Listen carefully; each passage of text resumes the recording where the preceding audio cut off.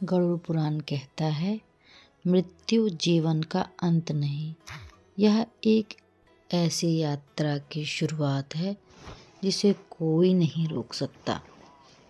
जब इंसान इस दुनिया को छोड़ता है तो उसके साथ ना धन जाता है, ना रिश्ते, ना नाम, साथ जाता है तो सिर्फ कर्म और सिर्फ कर्म। आज हम जानेंगे मृत्यु के बाद आत्मा के साथ क्या होता है, यमलोक कैसा होता है और गरुड़ पुराण में हमें क्या चेतावनी देता है।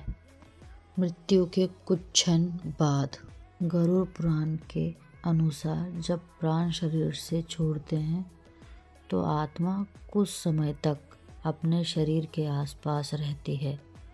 वह देखती है अपने रोते हुए परिवार को, अपने निष्प्राण शरीर को। आत्मा समझ नहीं पाती है कि अब वह इस शरीर से अलग हो चुकी है। इसलिए कहा गया है, मृत्यु के बाद शांति पाठ और दीपदान बहुत आवश्यक है। आत्मा का शरीर से निकलना। आत्मा एक सूक्ष्म शरीर धारण करती है। उस समय वह पूरी तरह जीवित होती है, न पूरी तरह मृत। गरुड़ पुराण बताता है, अगर जीवन में अच्छे कर्म किए हो तो आत्मा को शांति मिलती है, लेकिन यदि पाप अधिक हो तो भय और भ्रम शुरू हो जाता है। अब शुरू होता है यमलोक का यात्रा। इसके बाद यमदूत आत्मा को यमलोक की ओर लेके जाते हैं। यह मार्ग बहुत लंबा और कठिन बताया गया है। भूख, प्यास, थकान, इन सब का अनुभव आत्मा को होता है। गरुड़ पुराण कहता है, इन दिनों किए गए श्राद्ध, पिंडदान और तर्पण आत्मा को भोजन और जल के समान मिलते हैं। इसलिए अपने पूर्वजों का श्राद्ध कभी नहीं छोड़ना चाहिए। चित्रगुप्त और कर्मों का लेखा जोखा आत्मा का। यमलोक में चित्रगुप्त आत्मा के पूरे जीवन का लेखा पढ़ते हैं।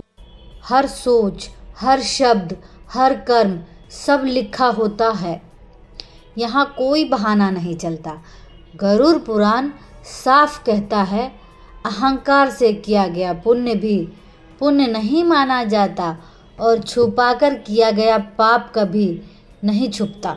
आगे स्वर्ग और नरक या पुनर्जन्म के द्वार खुलते हैं। कर्मों के अनुसार 3 मार्ग खुलते हैं।